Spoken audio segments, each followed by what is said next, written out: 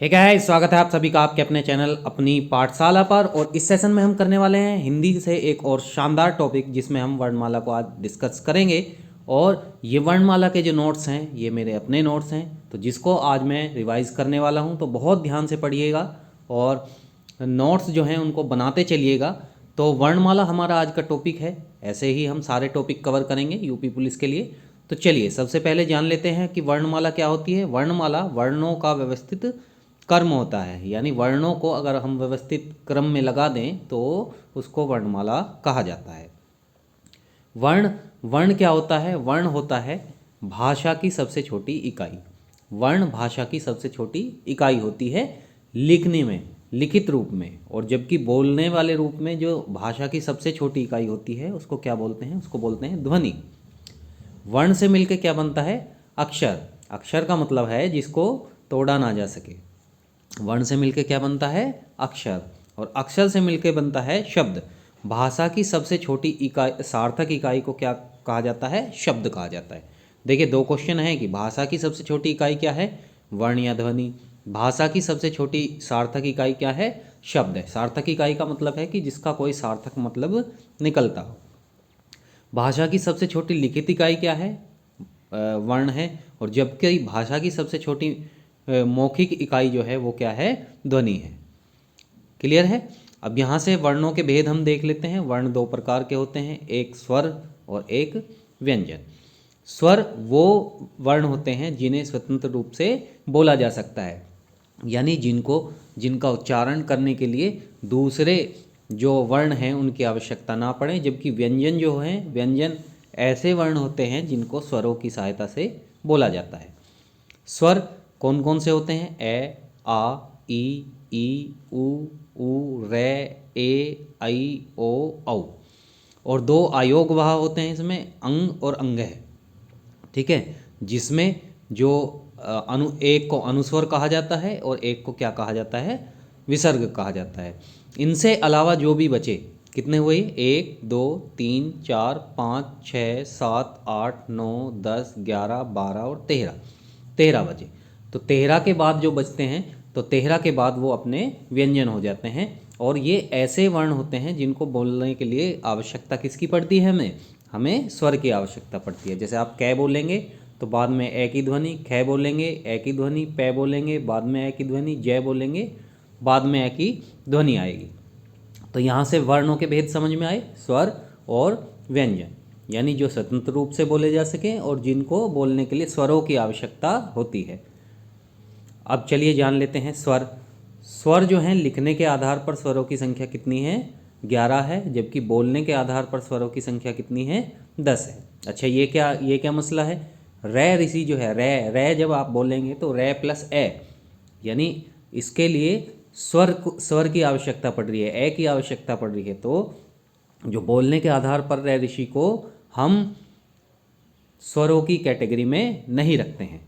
ठीक है, चलिए अब इनकी जो बोलने का जो टाइमिंग है उसके आधार पर स्वरों को कितने प्रकार से बांटा गया है? 3 प्रकार से बांटा गया है। एक ह्रस्व स्वर। ह्रस्व स्वर का मतलब है कि जिसको बोलने में एक मात्रा का समय लगे। ह्रस्व स्वर अपने 4 होते हैं। कौन कौन से? ए, छोटी, छोटा ऊ, रे। ठीक है, 4 ह्रस्व स्वर होते हैं। इनमें बोलने में एक मात्रा का समय लगता है। जबकि जो दीर्घ स्वर होते हैं, दीर्घ स्वर में ह्रस्व स्वर से दुगना समय लगता है, यानी 2 मात्राओं का समय लगता है। जैसे आ, ई, ऊ, ए, ऐ, ओ, औ। तो संयुक्त ये जो स्वर हैं ये कितने हैं? ये अपने 7 स्वर हो गए। 1, 2, 3, 4, 5, 6, 7। तो 4 और 7 तो हो गए अपने क्या? 4 और 7 अपने ये ह्रस्व स्वर और दीर्घ स्वर हो गए। ठीक है, चलिए नेक्स्ट जो है, नेक्स्ट है पलुत स्वर। पलुत स्वर है कि जब किसी चीज़ को खींच कर बोला जाए। जब किसी चीज़ को क्या बोला जाए? खींच कर बोला जाए। और इनमें सामान्यतः ह्रस्व स्वर से 3 गुना समय लगता है। जैसे ओम, राम। ठीक है, तो ये जो स्वर हैं अपने, ये कैसे स्वर हैं? ये हैं पलुत स्वर। पलुत स्वर मतलब जिनको खींच कर बोला जा सकता है।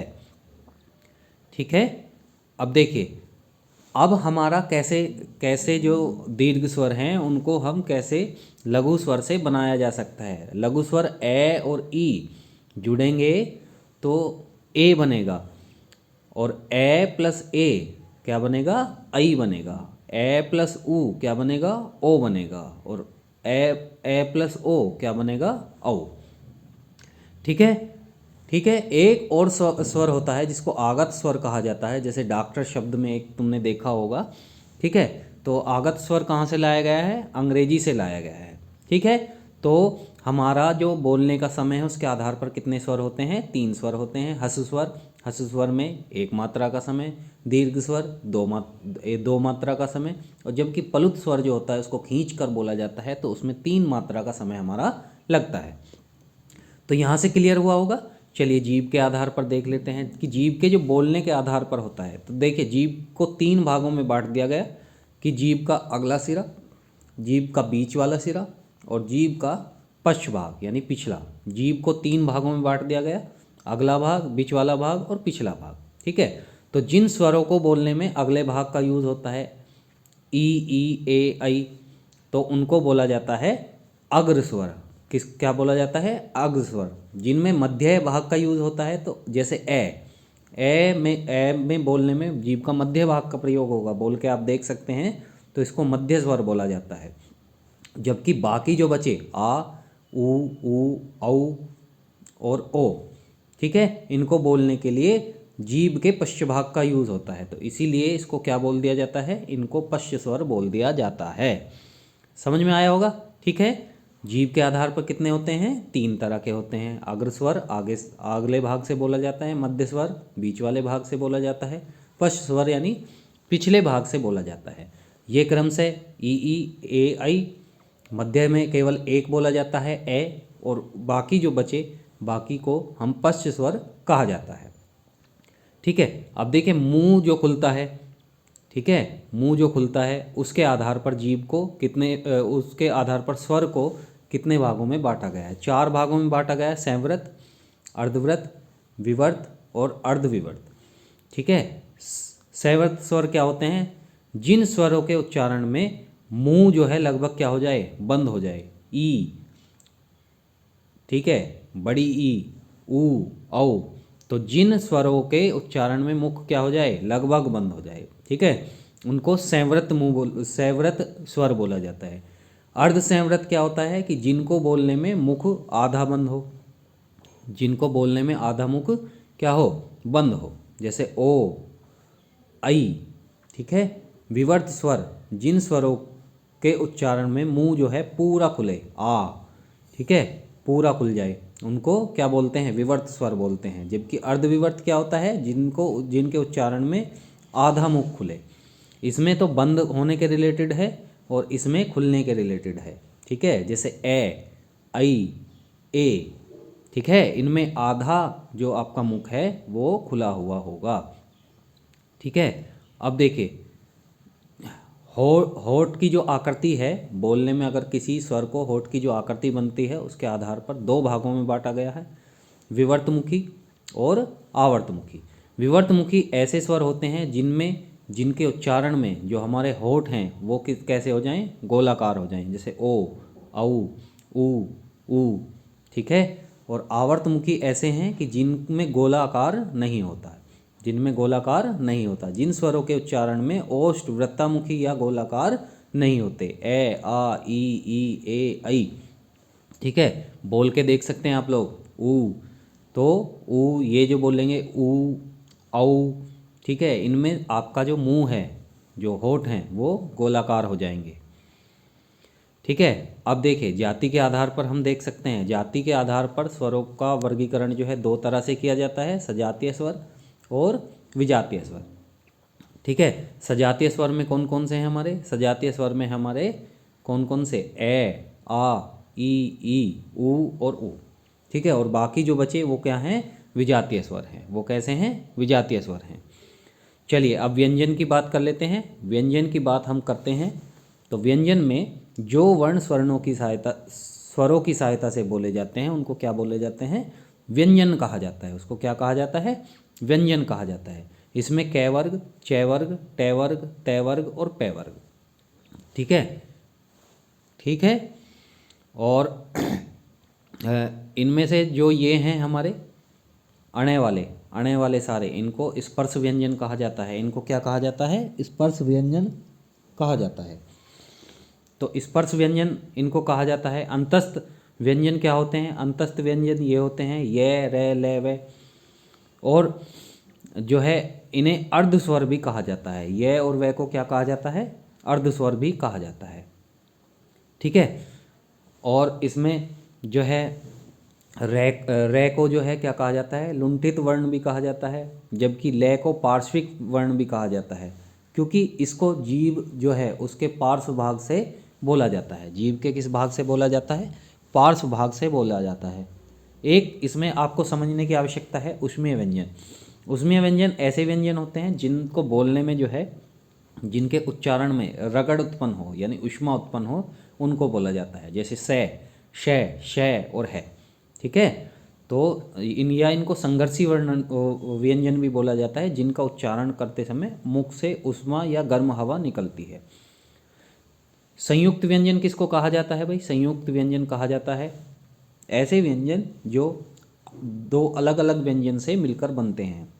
जैसे त्रय, श और रे से मिलकर बनता है। जैसे छ, क और से मिलकर बनता है। जैसे तय, तय और रे से मिलकर बनता है। जैसे गे, जय और अणे से मिलकर बनता है। तो हमारे संयुक्त व्यंजन कितने हैं? संयुक्त व्यंजन हैं अपने 4। ठीक है।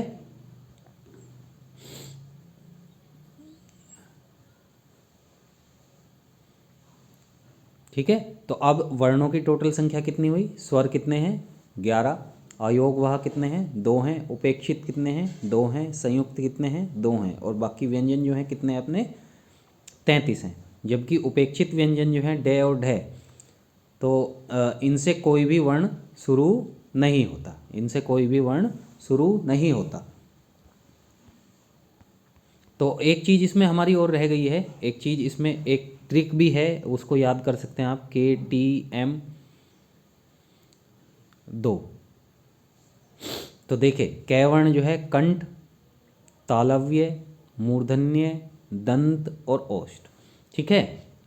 कोई बच्चा है वो KTM मांग रहा है। ये ट्रिक मैं पहले भी आप लोगों को बता चुका हूँ कि कै वर्ण जो है KTM यानी कंठ से बोली जाती है। टी यानी तालव्य, और एम मूर्धन्य, दंत, ओष्ठ। तो ये आप लोग ट्रिक याद रखेंगे। KTM 2 यानी कंठ, कैवर्ग, तालव्य, मूर्धन्य, दंत और ओष्ठ। ठीक है। तो प्यारे बच्चों, इस वीडियो में इतना ही। वीडियो अगर आपको अच्छी लगी हो तो कमेंट बॉक्स में कमेंट जरूर करें। और वीडियो आपको अगर अच्छी लग रही हो तो वीडियो को लाइक ज़रूर करें। वीडियो से रिलेटेड आपके कोई भी सुझाव हो तो उस सुझाव को आप ज़रूर भेजें। और जैसा कि आप लोगों को पता होगा कि 1000 सब्सक्राइबर हमारे पूरे हो चुके हैं। तो 1000 सब्सक्राइबर पूरे कराने के लिए, इस परिवार को बढ़ाने के लिए आपका बहुत बहुत धन्यवाद। आगे भी इस तरह से ही आप सपोर्ट करते रहें, जिससे हम अच्छी अच्छी वीडियो आपके लिए लाते रहें। इस वीडियो में इतना ही। मिलते हैं नेक्स्ट वीडियो में। तब तक के लिए बहुत बहुत धन्यवाद।